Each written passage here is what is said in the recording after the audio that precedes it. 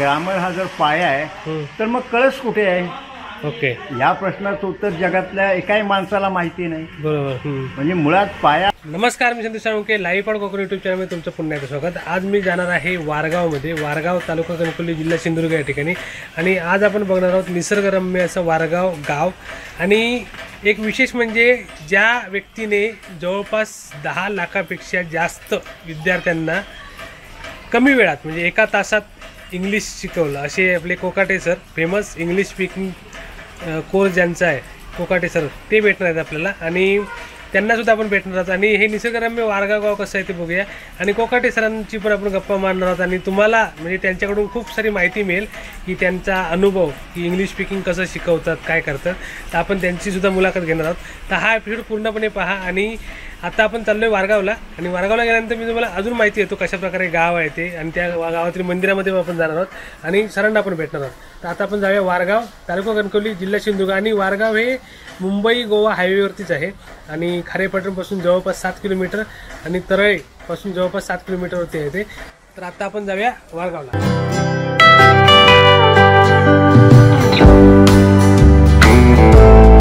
तर आता आपण पोहोचले वारगावला. आणि हे बघा, हायवेवरती जे गाव आहे आणि हे आहे वारगावचं नाका. म्हणजे या बाजूला खारेपाटण मुंबई, इथून खारेपाटण जवळपास 7 ते 8 किलोमीटर होईल. आणि मुंबई या दिशेला आहे. आणि या बाजूला आपलं कणकवली, तरळे इथून जवळपास 7 किलोमीटर आहे. आणि हे वारगाव हे आता सध्या हायवेवरती असल्यामुळे तुम्हाला हा वारगाव स्टॉप मिळेल. आणि हा बघा, वारगावचं नाका आहे पूर्ण. आता आपण आहोत वारगाव नाक्यावरती. एकदम हायवेवरती हे गाव आहे.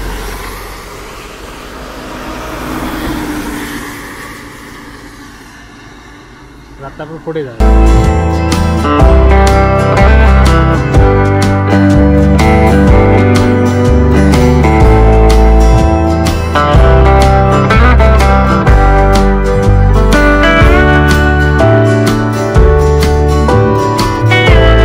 तर आता आपण आलोय ग्रामपंचायत कार्यालयात वारगाव.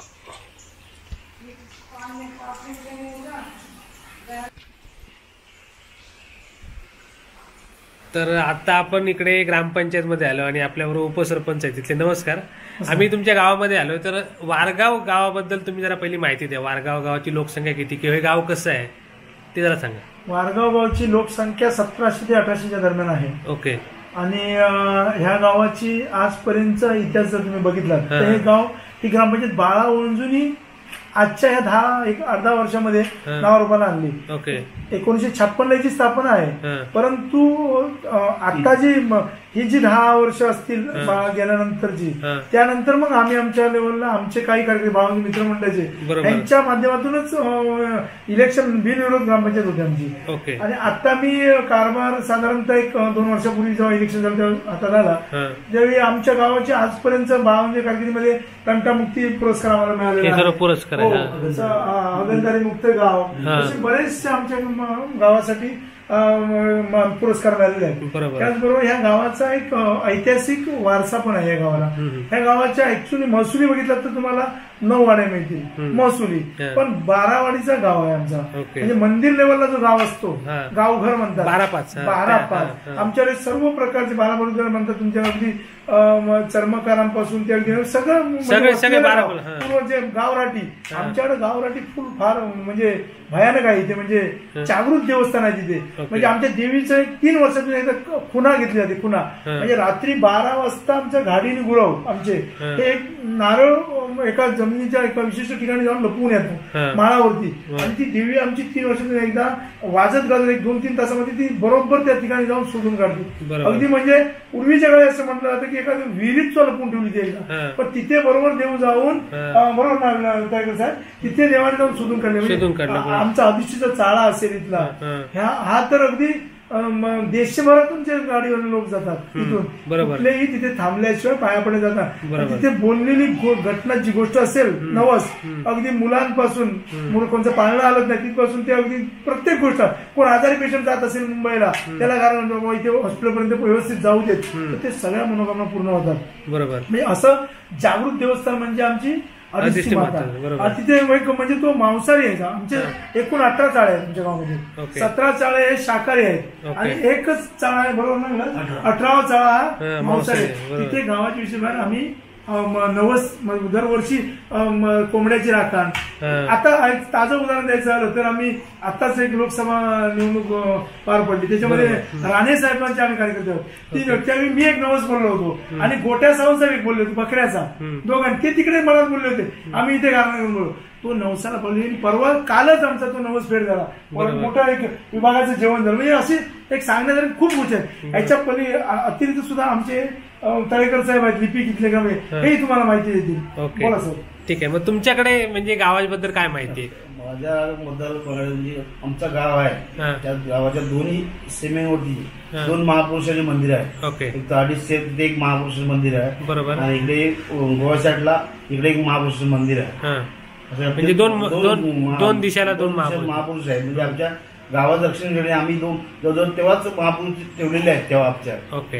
आणि आमच्या श्री काळंबादेवी जो एक ऐतिहासिक विषय आहे, म्हणजे आम्हाला ऐकून माहिती आमच्या जो पूर्वजांकडून राजापुरामध्ये इंग्रजी वकार होती आणि ते राजापूर आमच्यापासून जवळ आहे, आणि तेव्हा ते हिंदूंचे देवस्थान लुटलुट होती. बरोबर. तेव्हा आमच्या ग्रामस्थांना कळलं, आमच्या गावातला एक मांडवकर व्यक्ती म्हणून आला आणि त्यांनी ती मूर्ती नेऊन महापुरुषाच्या कोंडीत नेऊन टाकली. ओके. आणि ते इंग्रज जेव्हा पुढे गेले लुटत मंदिर सगळी, तेव्हा सगळे गावाला गेले आणि त्याला जेव्हा कुठल्या कोळीत टाकले मूर्ती देवीची चांगले या कोळीत टाकले, तेव्हा पुरा गाव त्या मूर्तीला काढत होता.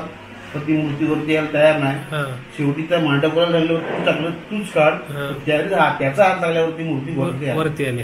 त्यात आमच्या देवीचा एक इतिहास आहे. आणि ती आता मूर्ती तुमची मंदिरात स्थापन ती आता मूर्ती आता आम्ही नवीन जीर्णोद्धार केला पण ती आता ही केली आम्ही विसर्जन केलं. Okay okay. आणि तुम्ही जे आता खुणाईचा बोललात ना, तो तुमचा होळीला असतो ना कार्यक्रम, आणि 3 वर्षांनी असतो. तो आता केव्हा झाला याच्यावर? यंदाच आमच्याकडे होता तो विषय, पण कौल दिला नसल्यामुळे देवाने तो यंदा केला. आता पुढे 3 वर्ष नाही. ओके. म्हणजे यंदा झाला नाही, आता डायरेक्ट 3 वर्ष पहिलीच वेळ अशी कौल झाला नाही. ओके. म्हणजे या वर्षी होता, आता डायरेक्ट 3 वर्षांनी होईल. म्हणजे 2 वर्ष मध्ये गॅप घेऊन 3ऱ्या वर्षी. ओके. तर आम्ही त्या कार्यक्रमाला सुद्धा नक्की भेट देऊ जर शक्य झालं तर. कारण तो आणि होळीला किती दिवस असतो, म्हणजे सगळे दिवस असतो साधारण 5व्या दिवस 10 दिवस लागतात. Okay okay. प्रत्येक वाडीला 1 दिवस, म्हणजे 10व्या दिवशी प्रत्येकाच्या घरात पालखी जाते. गाव संपला बरोबर, नंतर मग रात्री बसून आम्ही गारण हे लागतो. ओके. म्हणजे शेवटच्या रात्री मग कौल दिला तर गावात घालतो. ओके. मग त्याच रात्री होतो तो कार्यक्रम. कौल नाही, दुसऱ्या दिवशी पालखी जाते. ओके. म्हणजे आज कौल लावला तर उद्या होणार. 12 दोघे जण लपवणार. दुसऱ्या 4 वाजता पालखी बाहेर काढणार गावाले आणि त्या माळापुढे जाणार. ती पालखी बरोबर शोधून काढणार. ओके. मोठा माळ आहे, त्या माळावर पूर्ण दिसत नाही आणि ते लोक लपवण्याचं असे लपवतात. गवत बरोबर तेवढंच काम, माती सुद्धा ती पाडत नाही तिथे. त्याच्यावर परत गवत तोडून टाकून परत गवत लपवून ठेव. गवताचा माळ आहे तू, अशा ह्याच्यामध्ये येण्याची परवानगी नसते. ओके. मिळेपर्यंत आणि मिळाली त्यांना बोलवतो बरोबर आहे की बरोबर मग ते कन्फर्म आले गेले. तर अशा प्रकारे यांच्याकडे वैशिष्ट्यपूर्ण प्रथा आहे. आणि आता या वर्षी होती, पण आता डायरेक्ट 3 वर्षांनी तुम्हाला बघायला भेटेल. आणि आम्हाला शक्य झालं तर नक्की भेट देऊ त्या कार्यक्रमाला. तर अशा प्रकारे हे ऐतिहासिक वारगाव आहे आणि कोकणातील एक समृद्ध गाव आणि मेन म्हणजे हायवेवरचं गाव आहे. त्यामुळे तुमचा आता भविष्यात पण विकास होईल या गावाचा. म्हणजे शहरीकरणाकडे वाटचाल चालू आहे या गावाची. तर तुम्हाला खूप साऱ्या शुभेच्छा तुमच्या ग्रामपंचायतीला आणि तुमच्या सर्व ग्रामस्थांना. तर आता आम्ही तुम्हाला म्हणजे आता आम्ही इतर गाव दाखवतो लोकांना. तर आता आमच्या इथून जाणार आहोत गावामध्ये. आणि तुमच्या गावामध्ये सुप्रसिद्ध असं व्यक्तिमत्व कुठचं आहे सध्या? आमच्या गावामध्ये तसं बघितलं तर नावारूपाला आलेलं व्यक्तिमत्व म्हटलं ना तर पूर्वीच्या काळी बघा हाडपाड इंग्लिश म्हणून कोकाटे होते, महादेव कोकाटे. आता ते वयस्कर आहेत, घरी आता इकडे आहेत, गावी आलेत, मला आजच दिसले. तर त्यांचं एक व्यक्तिमत्व म्हणजे आमच्या गावाचं नाव रूपाला आणलं त्यांनी तसं. आणि त्याच्यानंतर जर असेल तर आमचे एक बिल्डर होते मुंबईला, महादेव शेठ केसरकर. त्यांनी तर ह्या गावामध्ये हायस्कूल असतील, मंदिर असतील, शाळा असतील, याच्यावरती म्हणजे दानशूर व्यक्ती ओके स्वतःच्या खर्चाने त्यांनी उभी केली. हा. त्याचबरोबर बाळा मंजू, ओके. बाळा मंजू असं एक नेतृत्व आलं या गावामध्ये हा. की त्याने या 2-3 जिल्ह्यामध्ये नाव केलं होतं. बरोबर. राणे साहेबांचा कार्यकर्ता, बरोबर. राणे साहेबांची एक शब्द टाकायचा हा. की तो माणूस राणे साहेबांची काही करायला तयार असायचा. बरोबर. अशी एक 3 व्यक्तिमत्व ही आता आम्हाला आजच्या पिढीला तरी माहिती आहेत. हा. त्याच्या आधी पण खूप झाले असतील का आम्हाला माहिती आहे. त्याच्या पुढे भविष्यात या देवीच्या याने होतील. बरोबर. म्हणजे एवढी तरी आम्हाला नक्की माहिती आहे. Okay okay. धन्यवाद. तर अशा प्रकारे यांच्या गावातील फेमस व्यक्तिमत्व. तर आता आपण होतो ग्रामपंचायतमध्ये. हे ग्रामपंचायत ऑफिस. आता आपण मंदिरात जाऊया. तर ग्रामपंचायतीतून आपण चाललोय समोर असलेल्या मंदिरामध्ये. इथे समोर मंदिर आहे 500 मीटरवरती. तिकडे चाललोय आपण ग्रामदेव.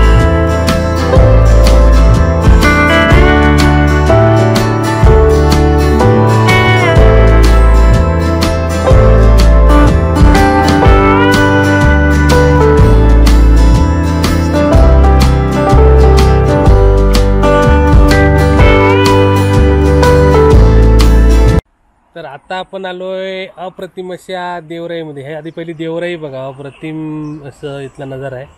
हिरवागार वनराई आणि देवराईमधलं हे काळंबा देवी मंदिर वारगाव. हे बघा सुंदर मंदिर आहे. सुंदर सुंदर अप्रतिम असं मंदिर आहे बघा. वाव. आणि सुंदर मंदिर आणि मंदिर परिसर पण सुंदर बनवला आहे बघा. मस्त असं गार्डन बनवलं इकडे. सुंदर असा भव्य दिव्य असं पटांगण आहे. याचं मैदान बघा समोर. सुंदर बनवलं एकदम. आणि कोकणातील एक सुंदर मंदिर वारगाव येथील काळंबा देवी मंदिर बघतोय. तर आता आपण पहिल्यांदा देवीचं दर्शन घेऊया. तर सुंदर असं मंदिर आहे बघा. आणि अप्रतिम असं याचा प्रवेशद्वार आहे बघा. सुंदर खांबाची डिझाईन. संपूर्ण मंदिर सुंदर बनवलं आहे. आणि आता इथे पाऊस पण रिमझिम चालू झाला आहे. अशा प्रकारे या मंदिराचा बांधकाम आहे. सुंदर डिझाईन बनवलं. आणि हा लाकडी दरवाजा आपला. सुंदरसं प्रवेशद्वार. आणि प्रवेशद्वारावरती बघा मस्त नक्षीकाम, लाकडामधलं नक्षीकाम. सुंदर असं भव्य दिव्य असं प्रवेशद्वार बनवलं आहे. आणि आतमध्ये मंदिर सुद्धा तितकंच सुंदर आहे बघा. अप्रतिम.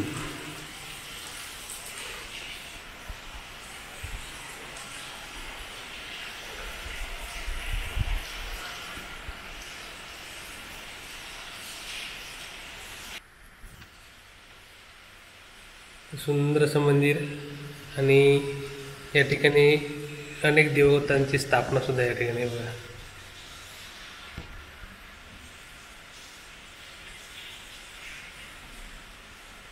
अशा प्रकारे आहे हे मंदिर वारगाव. सुंदर असं मंदिर. आणि या मंदिराची पालखी आहे इकडे.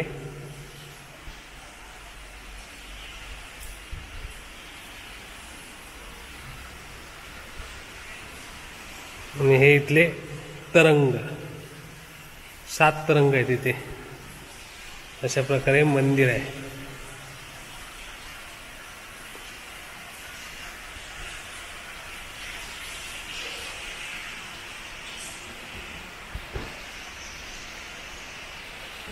आणि हे बघा प्रत्येक भिंतीवरती इकडे लक्ष्मी वेगवेगळ्या देवतांच्या मूर्त्या लावल्यात. सुंदर. स्कंद माता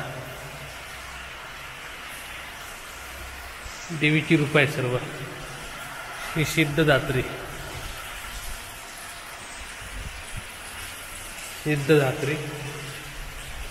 ब्रह्मचारिणी.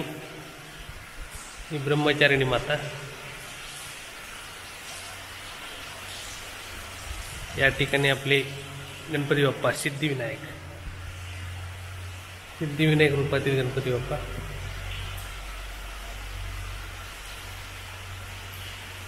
या ठिकाणी आहे महागौरी.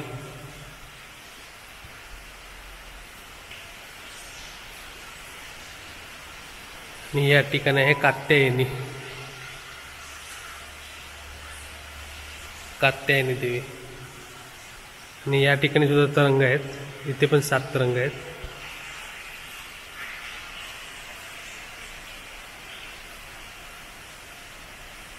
आणि या ठिकाणी श्री सरस्वती.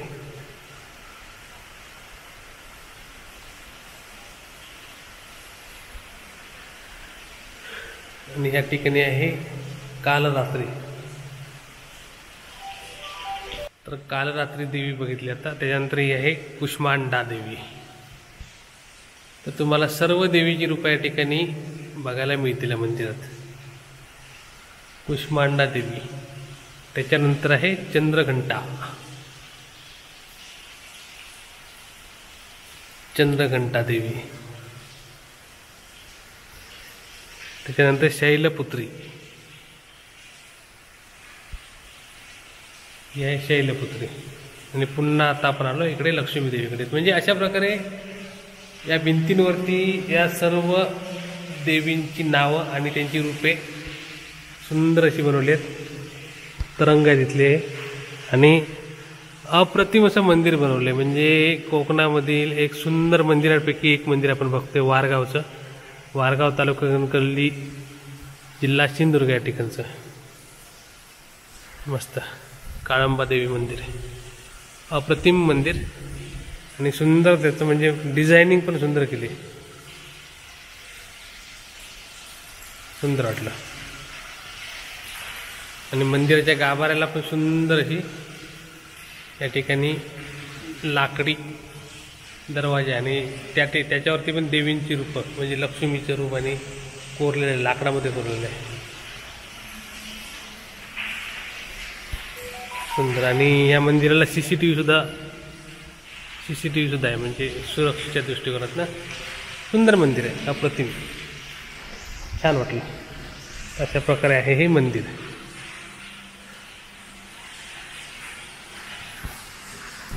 आणि मंदिराच्या या बाजूला एक मंदिर आहे, तिकडे जाऊया आपण आता. म्हणजे हा मेन गेट आहे मंदिराचा. आणि इथे सुद्धा हे मंदिर आहे. ते बघूया कसं आहे ते.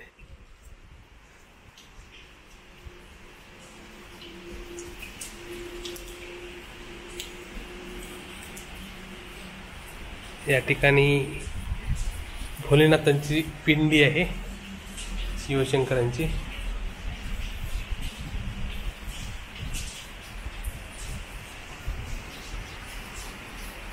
आणि इकडे गणपती बाप्पा, सरस्वती आणि अन्य देवता आहेत. या ठिकाणी सुद्धा अनेक देवतांची स्थापना आहे. नागदेवता आहे,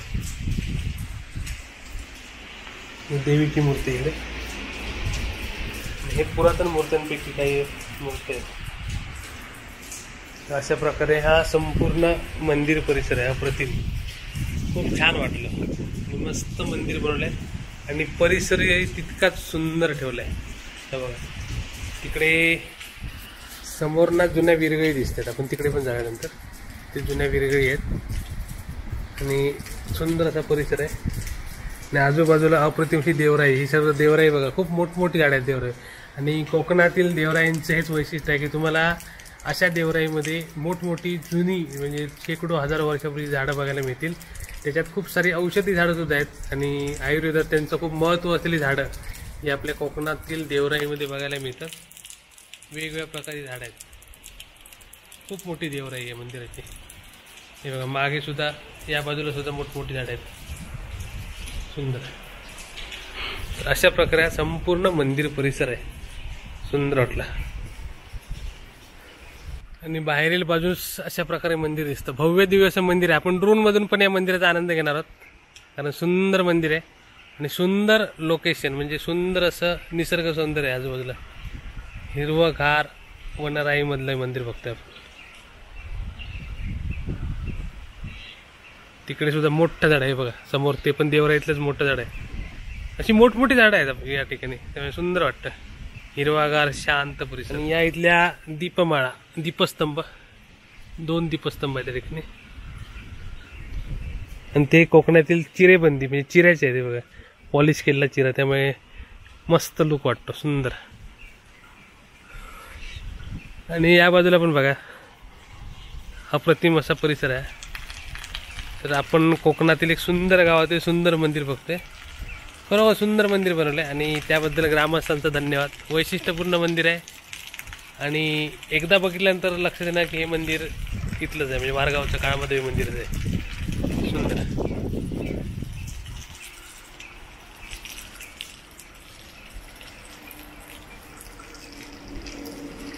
आणि आता इकडे बघा पाऊस चालू झाला आहे, पण पाऊस येण्यापूर्वी मी ड्रोन उडवला होता, त्यामुळे काही ड्रोन शॉट तुम्हाला बघायला नक्कीच मिळतील या व्हिडिओ खाली. आणि आता बघा पुन्हा पाऊस भरून आला आहे आणि गेले 4-5 दिवस ना असंच वातावरण आहे. म्हणजे दिवसात जवळपास म्हणतात ना 24 तासापैकी जवळपास 16-17 तास पाऊस पडतोय, 1-2 तास फक्त असं उघडी बसते. पुन्हा पाऊस आला आहे, रिमझिम रिमझिम चालूच आहे. हे बघा सुंदर मंदिर बघितलं आपण, अप्रतिम मंदिर परिसर आहे.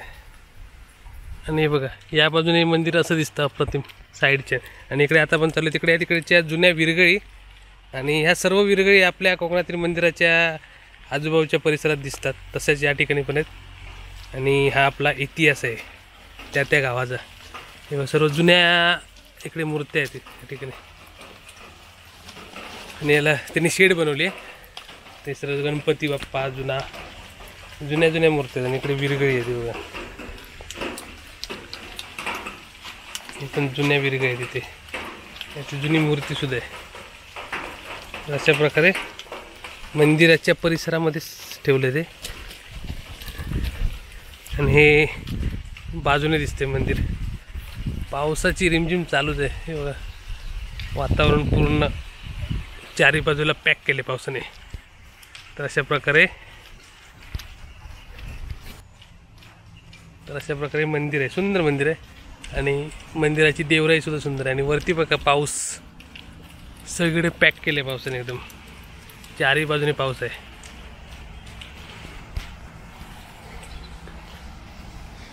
आणि मंदिराच्या बाहेर बघा ही देवराई बघा अप्रतिम आहे, सुंदर वाटते इकडे. तर आता आपण इथून जाऊया आदिष्टी माता मंदिर, जे हायवेवरती आहे आणि सर्व लोकांना माहिती आहे ते, कारण हायवेवरती प्रत्येक गाडी त्या ठिकाणी थांबते. तर आता आपण आदिष्टी माता चाळा मंदिरकडे जाऊया.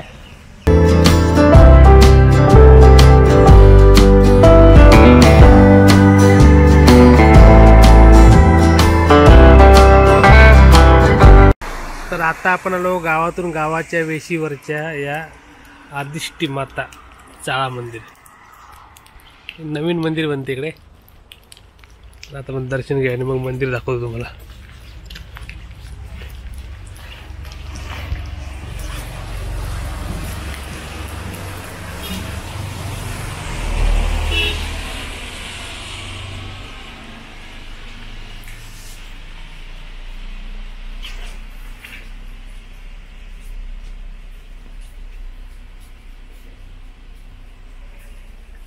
ही पुरातन मूर्ती आहे देवीची, जी इकडे हा जो पाषाण होतं, म्हणजे जे पाषाण दगड होता त्या पाषाणाच्या वरती होतं पूर्वी. आता ते पाषाण मंदिराच्या मधोमध्ये आहे आणि त्याच्यावरती ही मूर्ती होती.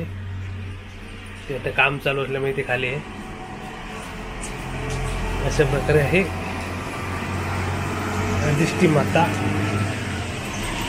चाळा मंदिर. आणि या ठिकाणी ज्यांचे नवस पूर्ण झाले त्या सर्व लोकांनी आपापल्या नवसाप्रमाणे पाळणी, घंटा, जे त्यांचे नवस होते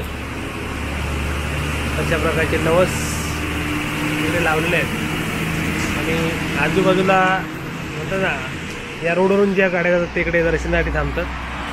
आणि हे फेमस मंदिर आहे, कारण आपला हा मुंबई गोवा हायवेवरतीच आहे आणि जाणाऱ्या येणाऱ्या प्रत्येक गाड्या इकडे थांबतात.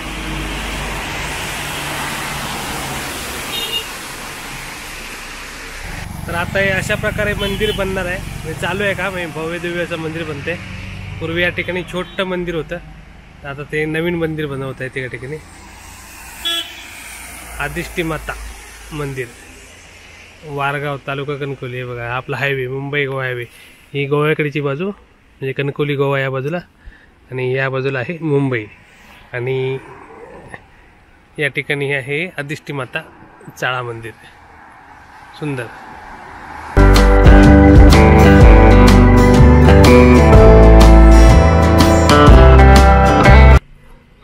तर आता आपण कोकाट्यांची घरी.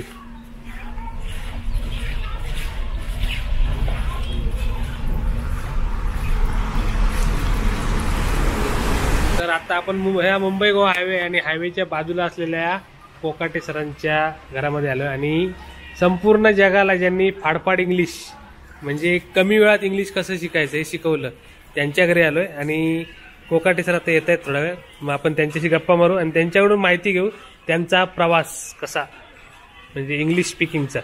आणि आता ते थोडा वेळ येतील, मग आपण त्यांच्याशी बोलू. हे त्यांचं सुंदर असं गावाकडचं घर आहे आणि मुंबई गोवा हायवेच्या बाजूला हा आपला मुंबई गोवा हायवे आहे, किंवा गाड्या जात आहेत ते.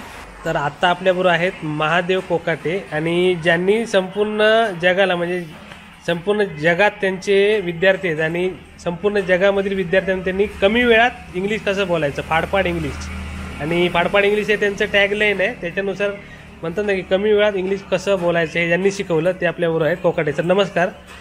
आज मी तुमच्या गावामध्ये आलो आणि तुमच्या गावामधल्या व्हिडिओमध्ये तुम्हाला एक गावातलं एक म्हणतात ना सुपुत्र, या गावचे सुपुत्र म्हणून तुम्ही जन्माला म्हणजे तुमचा जन्म या गावामध्येच झाला ना आणि त्यानंतर तुम्ही मुंबईला गेला. मग तुम्ही ह्या इंग्लिश स्पीकिंगचा जे म्हणजे जी आयडिया आहे ती कशी काय आली आणि तुमच्याबद्दल जरा माहिती सांगा, आयडियाबद्दल आणि माहिती.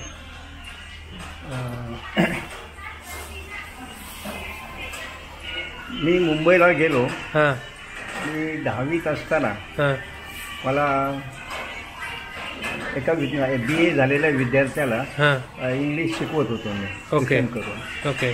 तर ते शिकवत असताना मला असं दिसलं हां की मराठी भाषेमध्ये लाखो शब्द असे आहेत की ज्यांना इंग्लिश प्रतिशब्द म्हणजे इंग्लिशमध्ये काय म्हणतात हे माहिती नाही. बरोबर. हां त्यामुळे तो मी शोध घेतला. हां उदाहरणार्थ ही हां म्हणजे तो एवढंच लोकांना माहिती आहे, बरोबर. पण हीचे एकूण 3 अर्थ होतात. हां ही म्हणजे तो, हां त्याने हां आणि त्याला. हम्म.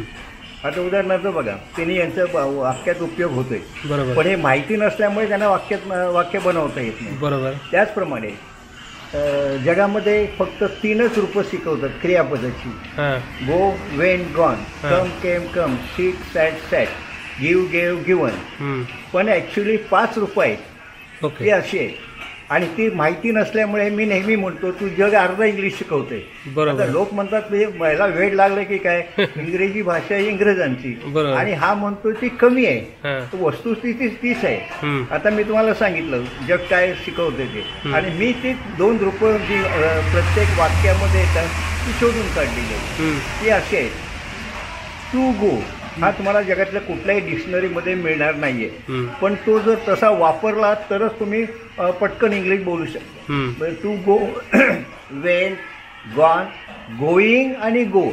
ओके.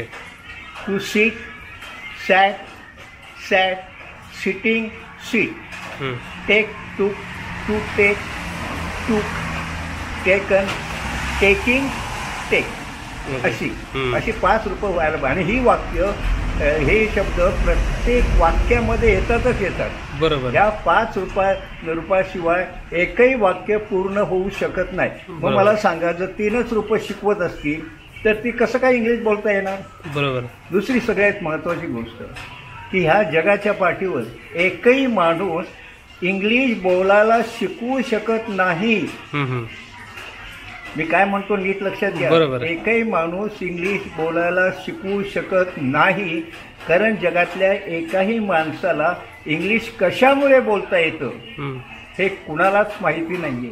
ओके. लोकांचा असा गैरसमज आहे हम्म. की जे 5% लोक इंग्लिश बोलतायत ना हम्म. ते ग्रामरमुळे बोलतात असं अख्ख्या जगाने शोध लावलेला आहे. बरोबर. ऍक्च्युली ग्रामरचा नाही इंग्लिश बोलता येण्याचा काडीचाही संबंध नाहीये. हम्म. उदाहरणार्थ बघा, 95% शिक्षक जे ग्रामर शिकवतात हम्म. ते ग्रामर कोळून प्यालेले आहेत, पण त्यांना सुद्धा इंग्लिश बोलता येत नाही. नाही. बरोबर. आणि हेच शिक्षक आपल्याला इंग्लिश बोलता येत नाही हे लोकांना कळू नये म्हणून असं सांगतात की ग्रामरमुळे इंग्लिश बोलता येईल. हम्म. हम्म. ग्रामरमुळे इंग्लिश जर बोलता आलं असतं, वर्षानुवर्षी सगळीकडे ते शिकवत आहे. बरोबर. उदाहरणार्थ 10 वर्ष मराठीमध्ये शिकवत आहे. हम्म. हम्म. हां, मग 10 वर्षात किती प्रचंड कालावधी आहे. बरोबर. एखादी भाषा एवढी अवघड असू शकते का? इंग्लंडची लहान मुलं शाळेत जाण्यापूर्वी 3-4 वर्षामध्ये बोलू शकतात. बरोबर. मग ती जर तशी व्याकरणाशिवाय बोलू शकतात तर आपण का नाही? बरोबर. असा मला पडलेला प्रश्न. बरोबर. त्या प्रश्नाचा शोध घेता घेता इंग्लंडची लहान मुलं इंग्लिश का बोलतात? बरोबर. तर त्यांची मातृभाषा त्याचं आहे. शास्त्रीय कारण शोधून काढायला मला 23 वर्ष लागली. ओके. कारण सगळ्या जगाचं उत्तर एकच आहे, कारण इंग्लिश त्यांची मातृभाषा. हो. तिथलं वातावरण, बरोबर. आईवडिलांचं बोलणं त्यांच्या कानावर पडतं, म्हणून ते इंग्लिश बोलतात. तर हे कारण नाहीये. ओके. शास्त्रीय कारण आहे. त्यांना त्यांना इंग्रजी भाषेतल्या 4 गोष्टी येतात. हां हां. त्या 4 गोष्टी ज्याला तुम्ही शिकवाल त्याला इंग्लिश बोलता येणार. ओके. पण ह्या 4 गोष्टी शोधून काढायला मला 23 वर्ष संशोधन करावं लागलं. ओके. आणि ते संशोधन करून त्याचं मी पुस्तक तयार केलं. आता 4 गोष्टीमुळेच इंग्लिश बोलता येतं हे मी म्हणून चालणार नाहीये. बरोबर. तर मला प्रूव्ह करावं लागेल. म्हणून मी ह्या 4 गोष्टी वर्षभर अनेक लोकांना शिकवल्या बरोबर. आणि त्या सगळ्यांना 100% इंग्लिश बोलता आलं. त्याच्यानंतर मी कोकाटे इंटरनॅशनल इंग्लिश नावाचं पुस्तक लिहिलं आणि हा शोध पुस्तकात प्रसिद्ध झालेला. बरोबर. त्यामुळे ह्या 4 गोष्टी शिकल्यानंतर ज्याला इंग्लिश बोलता येणार नाही अशी व्यक्ती जगामध्ये अजून जन्माला आलेली नाही. बरोबर. पण लोकांचा या गोष्टीची विश्वास नाही. त्यांना वाटतंय इंग्लिश काय ह्याची भाषा नाही आहे. बरोबर.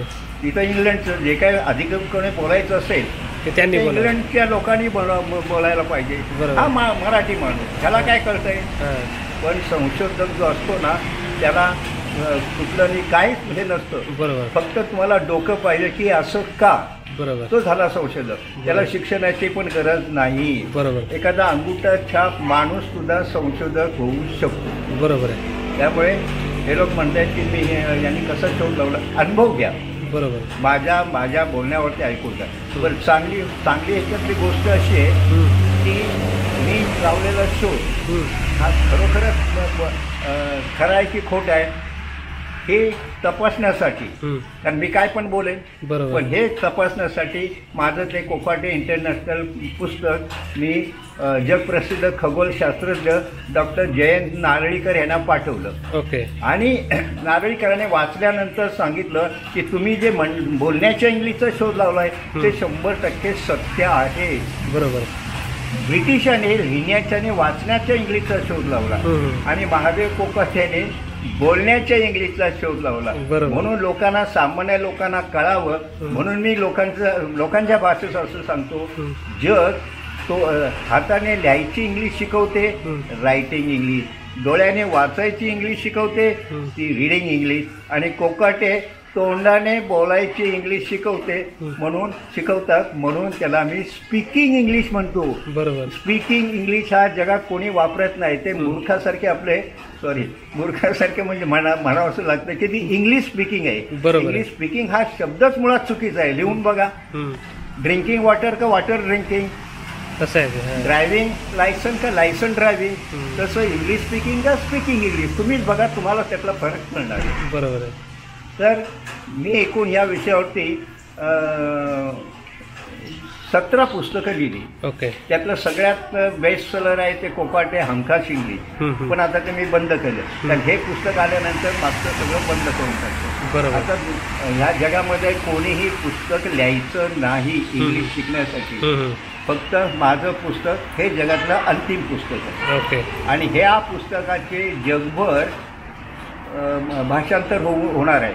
ओके. म्हणजे व्हायलाच पाहिजे. जगातली कुठली भाषा बोलायला शिकायचं असेल माझं पुस्तक रिफर करा. 4 भाषांमध्ये त्या भाषेतल्या 4 गोष्टी यायला लागतात. उदाहरणार्थ बघा आपण मराठी का बोलतो. सगळे म्हणणं मराठी माझी मातृभाषा, घरात मराठी, शाळेत मराठी, इकडे मराठी, तिकडे मराठी. खरं कारण नाही आहे. मी आता मराठी याच्यासाठी बोलतोय कारण मला मराठी भाषेतल्या 4 गोष्टी येत आहेत. बरोबर. आता त्यांचं सांगतो नाव म्हणजे तुम्हाला त्याचा लाभ मिळेल. 4 गोष्टी अशा आहेत की इंग्लिश मराठीतले शब्द मला येत आहेत. मराठी सगळी वाक्य मला येत आहेत. मराठीमध्ये बोलले जाणारे सगळे शब्द झाले, वाक्य झाले. मला प्रतिक्रियाबद्दलचे 5 रुपये येत आहेत आणि एक वाक्य 10 प्रकारात बदलता येतं. म्हणून मी मराठी बोलतोय. बरोबर. मग जगातली आता तुम्हाला चिनी भाषा शिकायचं असेल तर चिनी भाषेचे या 4 गोष्टी शिकायला पाहिजे. बरोबर.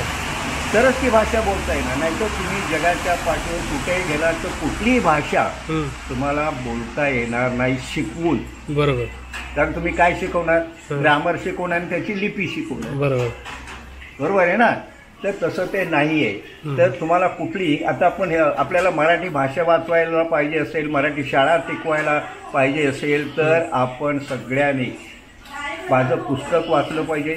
त्याच्यापेक्षा मी क्लासेस आता केले. संपूर्ण महाराष्ट्राच्या कानाकोपऱ्यामध्ये साधारण 5 ते 10 हजार क्लासेस सुरू करणार आहे. ओके. म्हणजे प्रत्येक तालुक्यामध्ये 2-4 तरी क्लास असतीलच. अरे वा. म्हणजे ह्या क्लासमध्ये जो जाईल तो 8वी पर्यंत MA लेवलचं इंग्लिश मिडियमपेक्षा बिनचूक इंग्लिश बोलेल. ओके. कारण त्याला शास्त्रीय पद्धत आहे माझी. बरोबर. हे ठोकमठोक नाहीये. बरोबर. आणि हे पेपरमध्ये आपलं पुस्तकामध्ये छापील असल्यामुळे मी खोटं बोलतोय असं तुम्ही बघा ना, पुस्तक वाचून बघा. बरोबर. सगळे लोक काय करतात घरी बसून की हे असं शक्यच नाही. अरे बाबा, शक्य आहे की नाही ते बघितल्याशिवाय कळणारच नाही. बरोबर. बरोबर आहे ना. आता मी 40 वर्षापासून एका तासात इंग्लिश शिकवतोय. तर हे म्हणतात एका तासात कसं काय येणार आहे. अरे बाबा, 12 वर्ष तुम्ही 10 वर्ष तुम्ही मराठीमध्ये शिकताय ना. 12 म्हणजे आयुष्यभर तुम्ही जे शिकतायत ना ते सगळं चुकीचं शिकतायत. बरोबर. म्हणून इंग्लिश बोलता येत नाही. आता चुकीचं इंग्लिश दुरुस्त करायला जास्त वेळ लागेल का कमी वेळ लागेल? जास्त वेळ लागणार, कारण ते चुकीचं रुतलं. कमी वेळ लागेल. ओके. दुरुस्त करायला. हा, मी दुरुस्त करतोय आणि नवीन गोष्ट शिकवतो. बरोबर. बरोबर. फक्त तुम्ही चुकीच्या गोष्टी त्यांना काढून टाकता. आता दुसरी गोष्ट, लोकांना मी फसवत नाही, कारण मी 100% सत्य आहे. म्हणून काय करतो मी, पहिल्यांदा सगळ्यांना अर्धा तासात 50% इंग्लिश मोफत बोलायला शिकवतो. बरोबर. आणि ते त्यांना आवडलं तरच त्याने पुढे शिकायचंय, त्याच्या घरी जायचंय. बरोबर. ज्याच्यात फसवणूक आहे नाही, अजिबात नाही. ज्याला पट्ट तोच शिकणार ते. बरोबर. तर असं हे एकंदरीत माझं संशोधन आहे. तर हे जर जगभर पसरलं तर मला नोबेल प्राईज सुद्धा मिळेल. बरोबर, मिळू शकतं. बरोबर. एवढा जागतिक कीर्तीचा शोध नाही. बरोबर. आणि आता इंग्रजी मेन म्हणजे व्यावसायिक भाषा झालेलीच आहे जगभर, त्यामुळे त्याला बरोबर तुमचं तेवढं योगदान. माझ्यामुळे जगातल्या 8,000 भाषा, बोलण्याच्या भाषा त्याला मी म्हणतो. ओके. मी 8,000 बोलण्याच्या भाषांचा शोध लावलेला आहे. अरे वा. बोलण्याची मराठी वेगळी आहे, लिहिण्या वाचण्याची इंग्लिश आहे की नाही. बरोबर. बरं, बोलण्याच्या इंग्लिशचं पुस्तक हे जगामध्ये आजपर्यंत कोणी पाहिलेलंच नाहीये. संशोधक केव्हा होतो? अस्तित्वात नसलेली गोष्ट जो निर्माण करतो त्याला संशोधक म्हणतो. बरोबर. आता हे पुस्तक संपूर्ण जगाच्या पाठीवर तुम्हाला असं कुठेही दिसणार नाही. बरोबर. आणि तुम्ही जोपर्यंत पुस्तक बघत नाही, तोपर्यंत तुम्हाला वाचत नाही, तोपर्यंत तुम्हाला मी म्हणतो त्याच्यावरती विश्वास बसणार नाही. त्या पुस्तकाचं नाव काय बोललात तुम्ही? पुस्तकाचं नाव काय ते? कोकाटे. पुस्तकाचं नाव आहे Kokate international English. Okay. International English याच्यासाठी ठेवलं की संपूर्ण जगाला हे शिकायचंय म्हणून इंटरनॅशनल. बरोबर. आणि आता रिलीज झालंय म्हणजे आलंय का ते? बुक स्टॉल मध्ये म्हणजे बुक शॉप मध्ये आलंय ते? बाहेर हे विकत नाही. ओके. मला जसा रिझल्ट पाहिजे ना तसं तो मिळत नाही. त्याचं कारण असं, मग ते कोणाला पाहिजे असेल तर कसं घ्यायचं? दिलेली शिवी आणि पुस्तकातून दिलेली शिवी आयुष्यभर कुठली लक्षात राहील? समोरून तोंडावर दिलेली लक्षात नाही. बरोबर. म्हणून समोरच विकत. म्हणून मी ते विकत नाही. आणि इकडे आलेली प्रत्येक व्यक्ती माझ्याकडे 100% इंग्लिश बोलते. बरोबर. आणि म्हणून काही लोक जे असे समजून आले की आयुष्यात आता आपल्याला इंग्लिश कधीच बोलणार नाही, शेवटचा उपाय म्हणून कोकाटे क्लासमध्ये जावं की बोलणार. आणि असे काही लोक आहेत की जे मला सांगतात की आम्ही तुमच्या फोटोची, पुस्तकावरील फोटोची पूजा करतो. अरे वा. कारण त्याच्यामध्ये एक असा विषय घेतलाय मी, नोकरीसाठी मुलाखत. ती नोकरीसाठी मुलाखत वाचता ते बिझनेसच्या ह्याच्यामध्ये घुसतात. बरोबर. काही लोकांनी, कित्येकाने नोकऱ्या सोडून दिलेल्या आहे. कारण त्याच्यामध्ये मी सांगितलेलं आहे, अमुक एक गोष्ट जर तुम्हाला हे करायचं असेल तर तुम्हाला पैसाच पाहिजे. नोकरी करून तुम्ही नरीमन पॉइंटवरती जागा घेऊ शकत नाही. बरोबर. त्यासाठी तुम्हाला करोडो रुपये पाहिजेत. आणि करोडो रुपये मिळणार कशातून? व्यवसायाचे पर्याय नाही. मी आता सांगण्यात मी बोलतोय ना, हे उदाहरण देऊन बोलतोय, नोकरी सोडा. मी असं नोकरी सोडायला का सांगतो? मी BPT मध्ये म्हणजे गोदीमध्ये 18 वर्ष नोकरी केली. आणि 2 वर्ष रिटायरमेंटला असताना मी नोकरीवरती लाथ मारतो आणि नोकरी सोडून.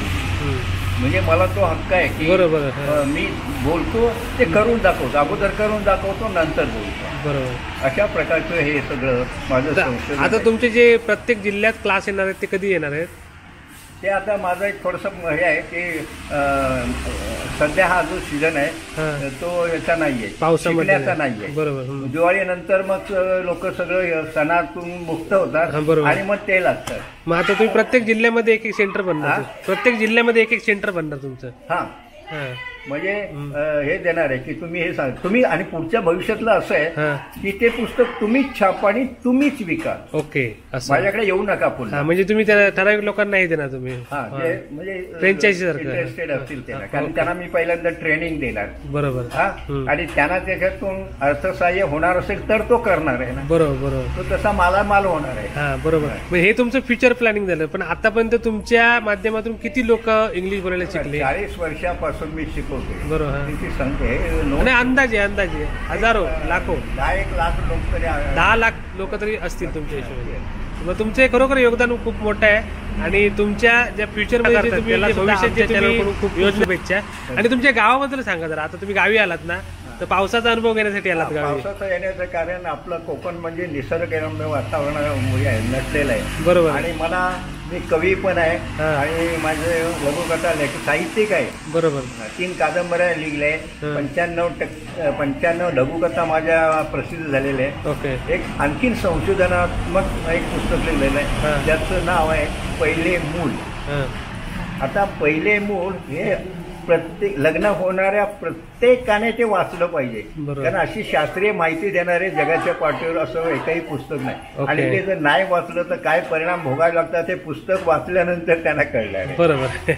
ते पण तुम्ही बरोबर. कुणी पहिला हनुमान पहिल्यांदा कुणी साजरा करायचा आहे, म्हणजे लव्ह मॅरेज केल्याने, अरेंज मॅरेज केल्याने की कोर्ट मॅरेज, त्याच्यात पण त्याची सोय आहे. आणि ह्याचे फायदे काय, या पुस्तकाचे फायदे काय, तर सुंदर, हुशार आणि बुद्धिमान जर मुलाला निर्माण करायची असतील तर हे तुम्हाला पुस्तक वाचलंच पाहिजे.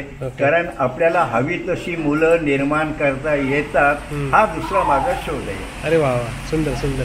आणि ते गरज आहे आपल्याकडे या गोष्टी म्हणजे डिस्कस केल्याच जात नाही की कसं, म्हणजे फक्त संस्कार बोलतो आपण, पण तुम्ही बोलता ती म्हणजे रियालिटी आहे, म्हणजे की खरोखर काय करणं गरजेचं आहे ते तुम्ही पुस्तकामध्ये लिहिलंय. त्या पुस्तकाचं नाव काय बोललात? पहिलं मूल. पहिले मूल. ओके. बरं, त्याचं नाव अगोदर असं होतं पहिला गर्भदेवाला. ओके. पण लोक म्हणायला लागले आम्ही एवढ्या मेहनतीने गर्भ निर्माण करतो देवाला कसं, आणि हा माणूस सांगतोय, पण त्याच्यामध्ये कारण आहे असं का मी म्हणतोय. मग ते लोक मी त्याचं नाव बोललं आणि पहिले मूल नावाचं किती नावाच्या थांबवलं होतं, कारण हे झालं इंग्लिश या एकाच विषयामध्ये. बरोबर. त्यामुळे बाकी सगळं मी मागे पडलं. Okay okay. तर तुम्ही जी माहिती दिली त्याच्याबद्दल धन्यवाद. आणि आता जो तुम्ही निसर्ग एन्जॉय करायला ते फुल एन्जॉय करा. आणि किती दिवस तुमचा मुक्काम आहे इकडे? आता किती दिवस मुक्काम असतात गावी? काय गावी किती दिवस मुक्काम आहे गावी? 1 तारखेला निघणार आहे. ओके. म्हणजे तुम्ही 1 तारीख माझं वय 83 वर्ष आहे, तरी पण मी फिरत असतो. बरोबर. आणि शिकवणं हे माझं टॉनिक आहे. बरोबर. मी देवाकडे इच्छा अशी व्यक्त करतो की शिकवताच मला मृत्यू यावं. नाही, तुम्ही खूप चांगलं योगदान दिलं, त्याच्याबद्दल खरोखर तुमचा आभार. आणि तुमचं घर पण सुंदर आहे, म्हणजे तुमच्या गावामधलं हेच घर आहे ना, मूळ घर तुमचं हेच. आता सरांबरोबर त्यांचे पुतणे आहेत, त्यांच्या घरी आलो. काय म्हणतो? हा माझा आवडता पुतणे आहे, शैलेश राजाराम कोकटे. तुम्ही गावीच असता ना? Okay okay. तर तुमच्या गावाबद्दल मला माहिती सांगा. म्हणजे आता मी वारगावला आलो ना, तर वारगावबद्दल तुमचं मत काय, म्हणजे कसं गाव आहे? आमचं गाव तसं म्हणजे निसर्गरम्य गाव आहे. असं हायवेच्या बाजूला आहे, एकदम हायवेच्या. हा बघा, हा हायवे आहे एकदम, म्हणजे 30 फुटावरती हायवे आहे त्यांच्या घरात. एकदम हायवेच्या बाजूला आहे. आमचं घर पण हायवेच्या एकदम लागूनच आहे आमचं. बरोबर. हा. आणि गाव एकदम सुंदर गाव आहे. नदी नाले असं म्हणजे. आणि सण समारंभ तुमच्याकडे सगळे साजरे होतात कोकणात? सर्व सण जेवढे म्हणजे आपले आहेत कोकण मराठी माणसांचे सण, ते सर्व सण आपले म्हणजे साजरे होतात. आणि तुमचा होळी सण मोठा असतो ना? हो, होळी आणि आपले दसरा वगैरे साजरा होतो. आणि गावात जत्रा केव्हा असते? जास्त म्हणजे गणपतीमध्ये जे मजा असते म्हणजे ती काय वेगळीच असते. बरोबर. गणपतीमध्ये. आणि तुमच्याकडे म्हणजे बहुतेक लोकांचे गणपती 11 दिवसाचे ना? हो, जास्तीत जास्त लोक. बरोबर. 11 दिवस तुमच्याकडे कंपल्सरी गणपती असतात काही लोकांचे. तर अशा प्रकारे हे त्यांची पुतण्या होते आणि हे त्यांचं घर आहे सुंदर असं सरांचं. तर मस्त वाटलं तुम्हाला भेटून. तर तुम्ही जी माहिती दिली त्याच्याबद्दल धन्यवाद पुन्हा एकदा. तर सरांकडून आता फायनली गुरुमंत्र घेतो मी, म्हणजे ज्यांना इंग्लिश शिकायचे त्यांना गुरुमंत्र काय तुमच्या माहितीनुसार? तर पहिली गोष्ट अशी की जगभर असं शिकवलं जातंय की ग्रामर हा इंग्रजीचा पाया आहे. बरोबर. तर माझा प्रश्न असा आहे, जर ग्रामर हा जर पाया आहे तर मग कळस कुठे आहे? ओके. या प्रश्नाचं उत्तर जगातल्या एकाही माणसाला माहिती नाही. बरोबर. म्हणजे मुळात पाया ग्रामरला पाया म्हणणं हेच चुकीचं आहे. त्यामुळे त्यांना कळस दाखवता येत नाही. बरोबर. मग मी पाया कुठला ते सांगू शकतो. शाळेत जाण्यापूर्वी जी आई आपल्याला भाषा शिकवते तो कुठल्याही भाषेचा पाया आहे. ओके. आणि माझ्या पुस्तकाची रचना अशीच आहे, पायापासून कळसापर्यंत. जगाची इंग्लिश शिकवण्याची पद्धत काय? कळसापासून पायाकडे. कसं येणार आहे? बरोबर. म्हणजे खाली पाय, आपण खाली डोकं वर पाय माणसाच्या बाबतीत सांगायचं, तसंच जगाचं शिकवणं आहे. म्हणून एवढी प्रचंड वर्ष घालून सुद्धा आयुष्यात इंग्लिश बोलता येत नाही म्हणजे काहीतरी त्याच्यामध्ये दोष आहेच ना. बरोबर. ते सगळे दोष मी दूर करून टाकलेले.